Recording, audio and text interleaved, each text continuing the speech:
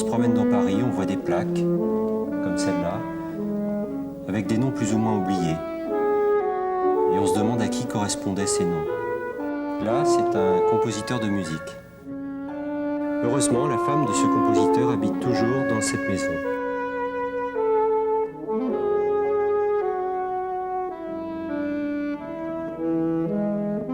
Qui était Pierre Vellone ? Il a été un homme absolument extraordinaire, toujours gai, s'intéressant à tout. Il était aussi bon dessinateur que musicien. Et il avait toujours fait de la musique, dès son jeune âge, il s'était intéressé, il avait fait du violoncelle, il avait toutes sortes de choses. Notre mariage a été quelque chose d'assez extraordinaire, étant donné qu'il était venu en permission à la campagne, amené par mon cousin Guy Arnoux, qui était un peintre assez connu relativement. Et alors, on l'avait amené à la maison parce que j'avais une sœur qui avait 5 ans de plus que moi, et qu'on pensait que ce serait un mari très bien pour ma sœur, qui était à un âge vraiment mariable. Moi, j'avais 5 ans de moins, j'étais une gosse. Et puis, quand il est rentré à Paris, il a dit à sa mère lui dit, bah alors, et Georgette, c'était ma sœur. Alors, il lui a dit, oh, Georgette, elle est très gentille, mais Georgette, non, pour l'épouser, non, mais la petite, tant qu'on voudra. Alors, la petite, c'était moi. Tout simplement que je ne saurais dire, par son regard, par son sourire, l'amour ne naît pas autrement. Nous avons eu des fiançailles terribles parce qu'il était encore à la guerre et que ma mère ne voulait pas que nous nous écrivions parce qu'elle trouvait que nous ne nous connaissions pas assez. Alors nous écrivions chacun de notre côté un journal, enfin au jour le jour, comme si nous nous écrivions, et nous n'avons vu les lettres qu'un an après ou presque. Et nous sommes mariés un an après, ce qui est très long.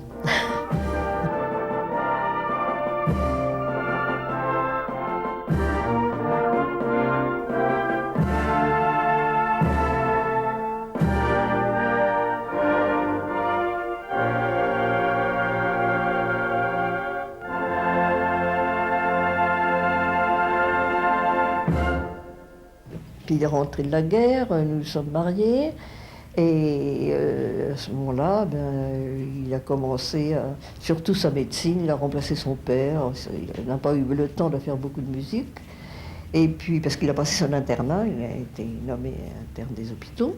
Après ça, nous avons eu 3 enfants, ça a fait notre joie, et puis en fait, au bout de 6 ans, et un jour, en allant voir des clients à 6 h du matin, il a eu un accident d'auto qui a déclenché une maladie. On ne savait pas exactement ce que c'était. Enfin, on a cru qu'il s'était cassé quelque chose ou qu'il avait un mal de pote, je ne sais pas. Et finalement, c'était le commencement d'un cancer des os, mais on s'en était rendu compte que longtemps après.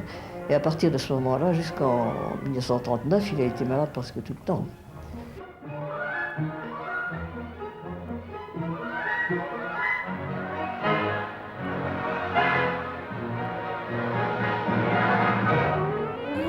Il était malade, mais personne ne s'en apercevait. Et moi, je l'ai toujours vu souriant, drôle, affectueux, le contraire du maestro pontifiant. Pierre Vellone a entendu mes premiers essais de composition. J'avais 8 ans, je jouais déjà des choses assez difficiles, et Pierre Vellone était vraiment d'une sensibilité et d'une sympathie pour les jeunes. Sa musique me plaisait beaucoup, il s'en rendait certainement compte. Il écrivait une musique séduisante, une musique mélodique, il a écrit beaucoup de très jolies mélodies également, de la musique de chambre, trio, mais malgré tout sa carrière s'est arrêtée jeune, puisqu'il est mort à 50 ans. Ses amis médecins voyant qu'il ne pouvait pas continuer à faire de la médecine générale, l'ont orienté sur des traitements électriques. Et alors il a fait des rayons ultraviolets, toutes sortes, et comme il avait des amis très très connus, ses amis lui ont envoyé beaucoup de clientèle, et ça a très bien marché. Ah bah, je suis Suzanne Peignot, chanteuse, vieille chanteuse. Et j'ai beaucoup chanté surtout de la musique moderne et défendu toute la musique de mon époque, le groupe des Six, surtout. Pierre Vellone, oui, je l'ai connu. Et d'abord comme médecin. Parce que je venais ici, dans cette maison, quand mes enfants étaient petits, ils faisaient des rayons ultraviolets, qui étaient très bons pour les enfants. Et puis alors j'ai su qu'il était compositeur, naturellement ça m'a passionné de voir encore un compositeur de mon époque. Et c'est comme ça que je suis arrivée à chanter ses œuvres avec très grande joie. S'il avait pu ne pas faire de médecine et de faire que la musique, c'est certainement ce qu'il aurait fait. Voilà. Et il avait besoin de gagner sa vie, il n'y avait pas d'autre moyen. Ah, bien sûr. Pour pouvoir vivre de sa musique, ça demande de faire tout un travail de marketing personnel, de se faire connaître, de démarches et de choses comme ça. Bon, que je fais bien évidemment, parce qu'une chose est de vivre de sa musique, une autre chose est de simplement la faire jouer, et si possible rejouer et rejouer encore. Et donc ça, c'est un travail de tous les jours, un travail de contact, bon, qui n'est pas obligatoirement évident. Et c'est sûr que on est plus ou moins doué pour ce genre de choses. Moi, dans l'idéal, dans mon idéal de société, les musiciens ne devraient pas faire que de la musique. J'aimerais bien, je pense que moi-même, dans mon hygiène de vie musicale, j'essaye de faire du sport, j'essaye de vivre dans mon quartier, de militer, de faire des choses. Et j'ai l'impression que ça a une influence sur ma musique. Simultanément, c'est une chose qui est très critiquable dans la profession. Alors là, par contre, quelqu'un qui n'est pas que musicien, c'est un amateur. Hein. C'est pas sérieux, quoi. Pierre Vellone était un médecin réputé du niveau, je crois que les trois amis étaient le professeur Lucien de Gênes, le professeur Dallène et Pierre Vellone, ce fut son nom de musicien. Il était de ce niveau-là, mais la musique étouffa la médecine, comme d'autres compositeurs. Roussel était marin, Jean Cras aussi, et c'est dans ce cas-là, c'est la musique qui devint vraiment ce qu'il devait faire.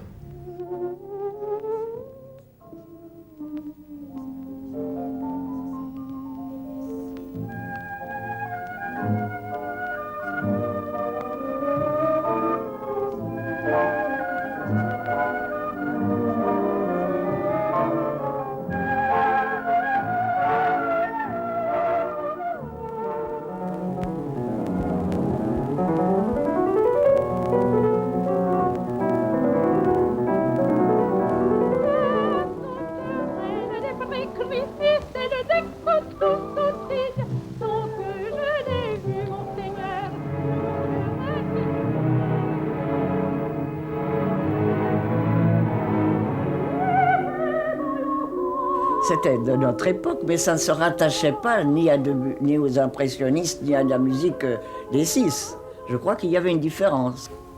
Mais il y avait aussi que Pierre était peintre et que sa musique... Voilà, c'était comme une peinture. Les jardins, le vent qui passe, c'est tout Debussy, ça. Tandis que les gens disaient, mais ça c'est impossible de continuer comme ça, il n'y a qu'à prendre des photographies, ça suffit. D'un jardin, d'un paysage. C'était pas du tout ce que pensaient les Six.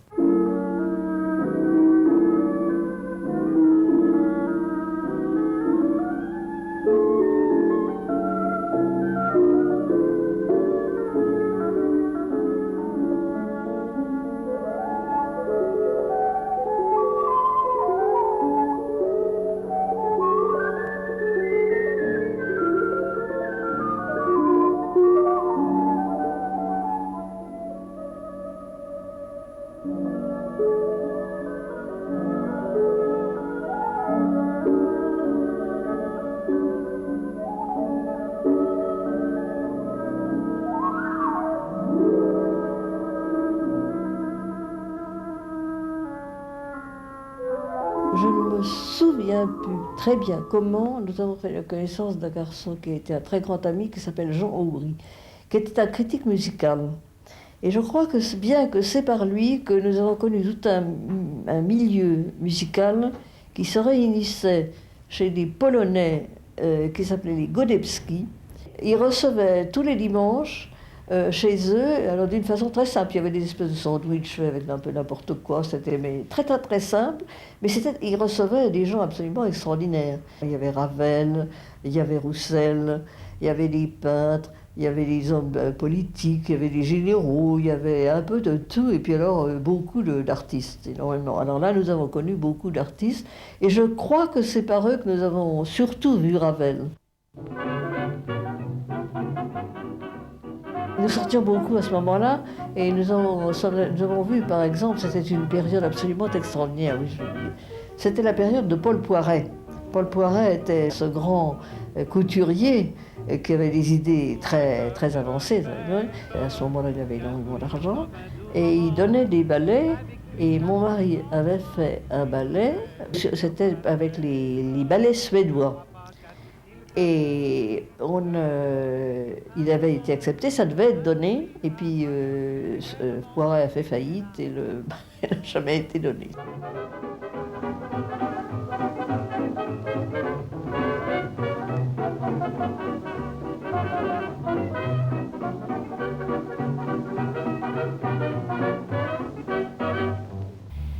Pierre Vellone, ça a l'air d'être complètement intégré à une espèce de musique parisienne, je dirais 20, 30, un truc comme ça. Enfin, pour ce que j'en ai entendu. Ça vous dit, ça fait très penser à des musiques de films. J'imagine qu'à l'époque, cette musique-là, c'était une musique qui était complètement dans le coup. À sa façon, je suppose qu'il était extrêmement reconnaissable à l'époque. Mais comme aujourd'hui, il est fondu dans un brouillard lointain, comme ça. Je ne peux pas m'empêcher de rapprocher cette situation à la nôtre, aujourd'hui, puisque je n'ai pas d'autre information que notre propre situation à nous d'aujourd'hui. Alors quand je vous dis qu'il a dû chercher à faire une musique qui plaît tout en essayant de s'inspirer de choses à droite et à gauche, il a dû faire ça parce que je sais que c'est comme ça qu'on fonctionne, nous. Bien sûr, je ne peux pas l'inventer. Pierre Vellone se situait dans la tradition française, ravélienne, pas loin de Jacques Ibert, de Honegger, enfin. Il écrivait un langage clair, raffiné et personnel, justement, avec ses recherches instrumentales, ses recherches de couleurs, d'orientalisme parfois, d'Espagne, tout ça. Il était très perméable et très sensible. Ses amis, pour lui changer un peu les idées, ont décidé de nous emmener avec eux faire des voyages. Et alors à ce moment-là, c'était à partir de 1933, nous sommes allés en Espagne, donc avant la guerre d'Espagne, qui était donc très intéressant. Nous sommes allés en Yougoslavie, nous sommes allés en Italie, enfin nous avons fait avec eux de très très beaux voyages, au point de vue à la fois aquarelle et musique. Ça a beaucoup inspiré mon mari, il a écrit des choses sur Tolède, sur toutes sortes d'endroits. Il a eu beaucoup d'influence espagnole dans sa musique.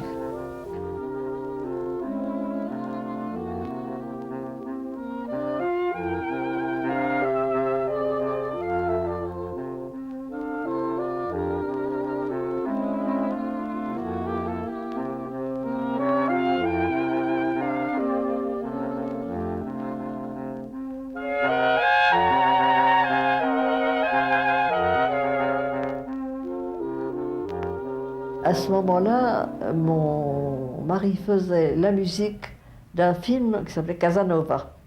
Ce film était très beau au point de vue, d'ailleurs, photo et tout. Et ça avait passionné mon mari de faire la musique de ce film. Il était obligé de se plier à une discipline pour faire de la musique qui collait exactement avec les images et tout ça. Et ça m'intéressait beaucoup, je veux dire. Il aimait bien ça. En tout cas, je veux rire en tout temps. Le cafard attire les contretemps.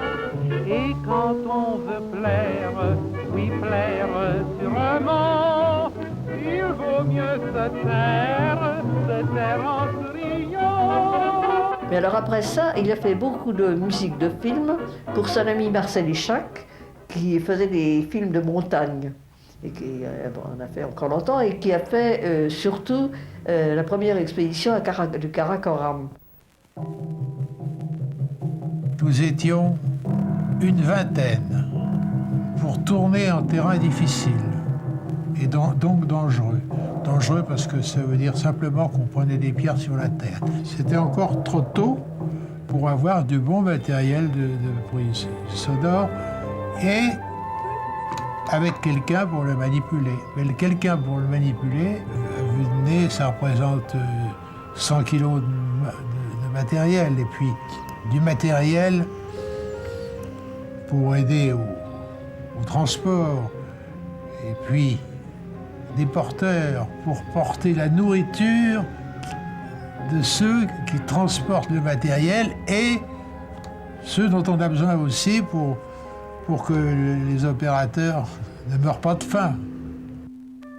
On m'a demandé si tout ce qui nous attirait vers Pierre Vellone ne provenait pas d'une sorte de préférence pour la seconde partie du monde, pour l'Asie, dont il n'avait malheureusement pas pu découvrir les paysages, mais dont tous les excès, les bruits, les rumeurs, tout pouvait devenir pour lui un sujet à développer. Voici par exemple la séquence de la mousson, qui va nous apporter avec ces horribles nuages noirs les grondements de la tempête sur les cimes.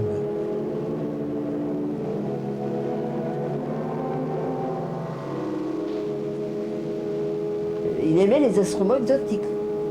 Il a acheté des gongs aussi, il a acheté deux gongs comme ça, et il s'est intéressé énormément aux peintures tibétaines. Alors toutes les fois, il a acheté toutes celles qu'il pouvait, qui n'étaient pas trop chères. Du coup, il s'intéressait également au Bouddha, il a acheté des Bouddhas, et il a écrit des articles sur la Chine, sur le Tibet, sur des choses comme ça, voilà, comment ça s'est passé.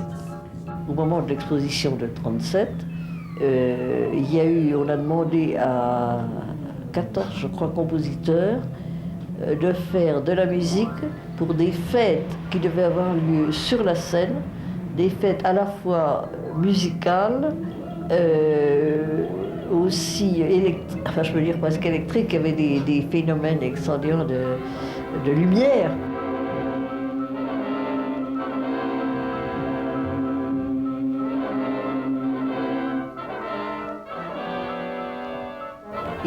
Après ça, il s'est dit, c'est ennuyeux, cette musique, je l'ai faite, elle va servir une fois, ça a fait un disque, c'est très gentil, mais ça ne servira plus. Alors il a décidé de la reprendre et il a fait autour de cette musique un ballet, le Paradis d'Amitabha.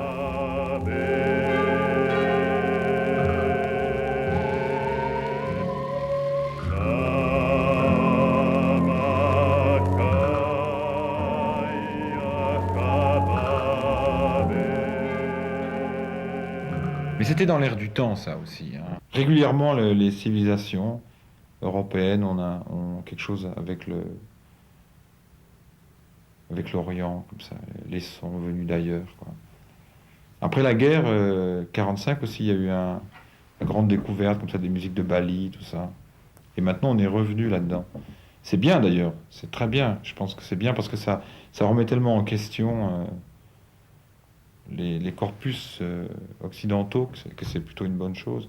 Alors si Vellone, lui, il était passionné par tout ça, par toutes les recherches de timbres que pouvaient suggérer les musiques extra-européennes ou exotiques, ma foi, ça me paraît plutôt un homme sympathique, quoi.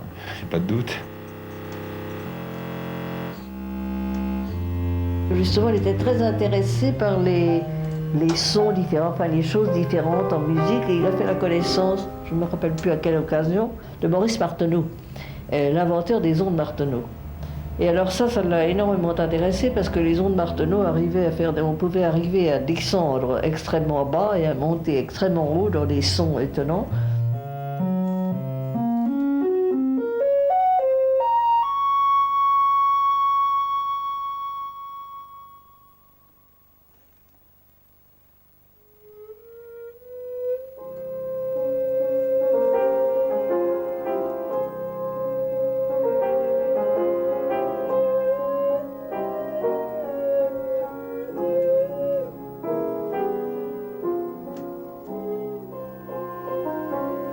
c'est pour le 4e modèle que Vellone a écrit. Car à ce moment-là, mon frère a animé aussi les touches de l'instrument. Jusque-là, elles étaient fictives.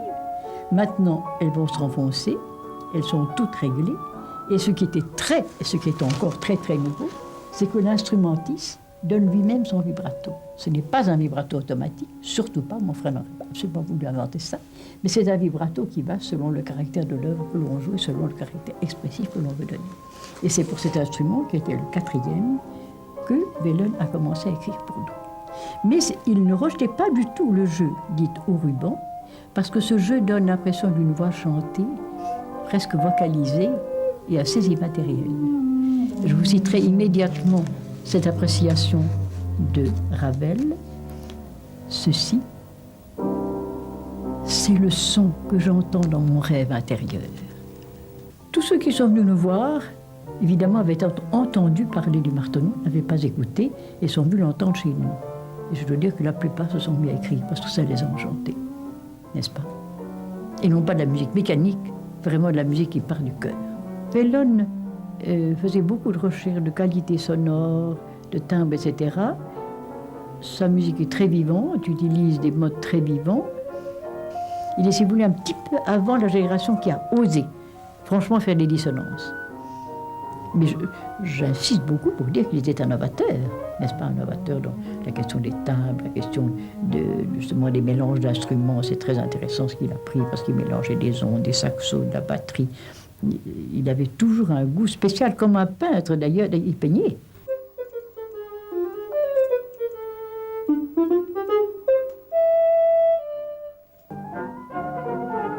Malgré tout, ses recherches étaient quand même très personnelles. Les instruments pour lesquels il a écrit, le saxophone a pris droit de citer, mais plus encore les ondes Martenot. Il fut parmi les premiers à mettre cet instrument en valeur, aujourd'hui joué admirablement par Jeanne Loriot, et pour lequel Olivier Messiaen a fait beaucoup. Pour les ondes Martenot, Honegger, beaucoup de compositeurs par la suite ont employé les ondes Martenot. Je crois que de temps en temps, il faut apporter à nos publics des sonorités qu'ils ne connaissent pas pour justement éveiller davantage chez eux le sentiment de la nouveauté, le sentiment d'un état, si je peux dire, d'un état psychologique nouveau. C'est ça qui est intéressant.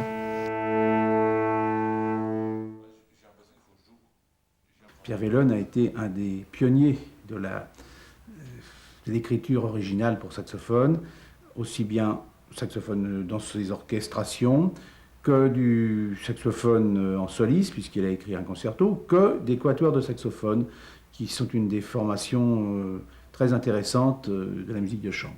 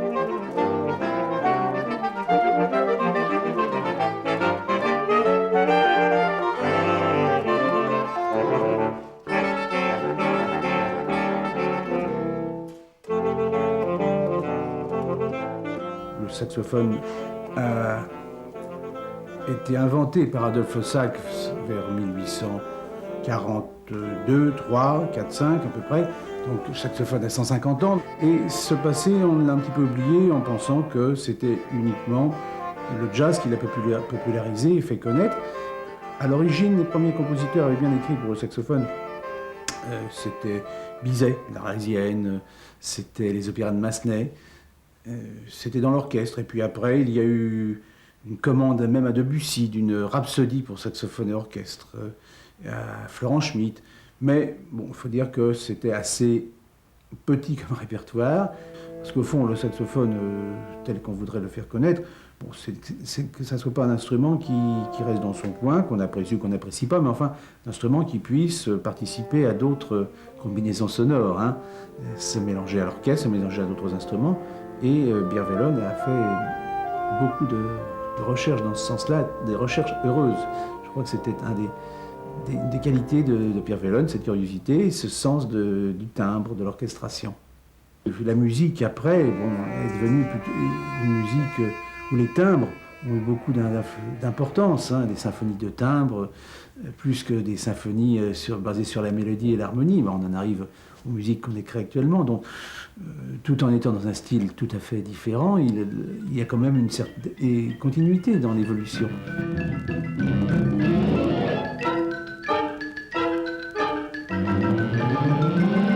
Le point hyper important en musique, c'est que les médiateurs de la musique, ce sont les instrumentistes. Un compositeur n'écrit pas pour lui, il écrit pour des instrumentistes qui vont jouer sa pièce. Et pour être musicien, il faut absolument tout savoir. Il faut commencer par le solfège, formation de l'oreille. Puis la musique, il faut toujours souffrir, quoi. Ça peine, quoi. C'est très rare les enfants qui s'amusent en faisant de la musique, alors que les copains jouent au ballon en dessous, quoi. Enfin, il y a une injustice, quoi. Donc, c'est un peu ça, la musique, c'est comme ça.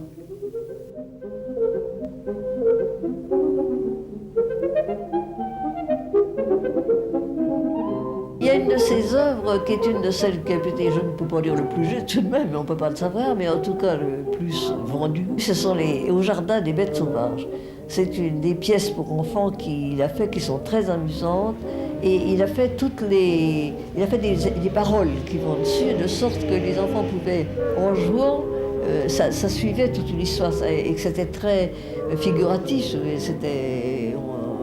Les paroles, on les reconnaissait un petit peu d'après le texte. Et alors, elles ont été reprises après. Il les a ensuite écrits pour quatuor de saxophone. Et c'est actuellement la chose qui est le plus jouée de ses œuvres.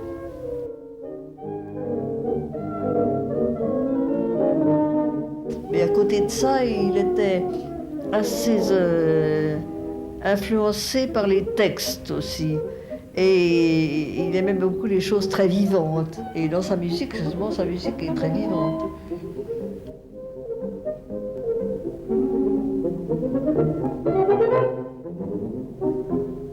La parole a tendance à s'effacer.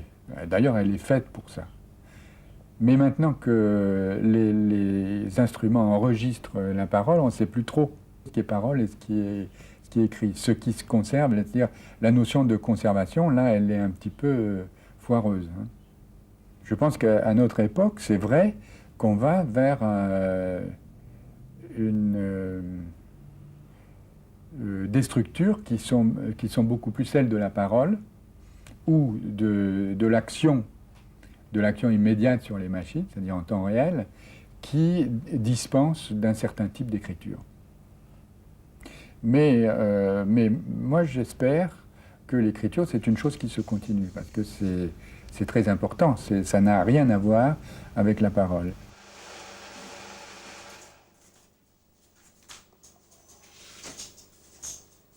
Nous, on gagne notre vie sur les bénéfices, si vous voulez, sur les partitions que l'on vend. L'argent que l'on gagne ensuite réinvesti dans le développement de nouveaux ouvrages, dans la pédagogie, et il est aussi réinvesti dans la fabrication de matériel d'orchestre et de partitions d'auteurs contemporains.